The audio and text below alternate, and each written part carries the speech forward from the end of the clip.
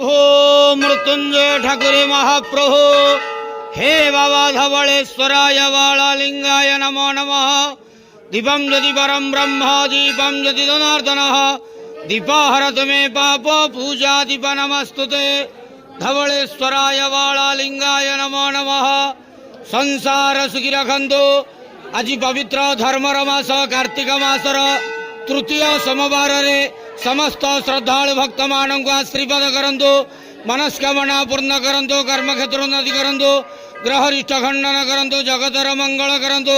विश्वर कल्याण करंतु। आपणकर नाम विख्यात करंतु। सेवकर डाक श्रवण करंतु। समस्त गुआवसा भक्त मानकर मनस्कामना पूर्ण करंतु। जो जो भक्त माने आपण पाखरे मानसिक रखिछंती तांका मानसिक पूर्ण करंतु। धवलेश्वराय वाळालिंगाय नमो नमः। संसार सुखी रखंतु आनंद के वार हरि बोलो।